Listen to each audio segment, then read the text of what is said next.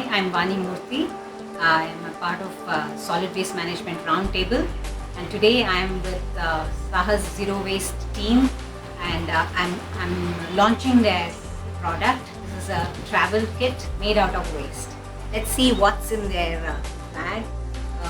So they have a steel bottle, a lovely tiffin carrier. Oh, this is for your mints that you can keep in your bag. And there's a pouch. Oh, there's a lovely napkin and steel cutlery.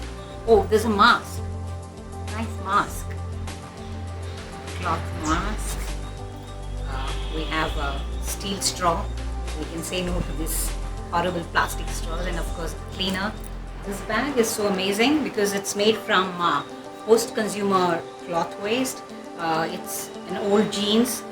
There's a flannel shirt that's lined from inside, and circle up. This is the products of Saahas Zero Waste. It refers to closing the loop by using waste as resource and bringing them back as a product. Who made your product? There is Gaurama who's made it.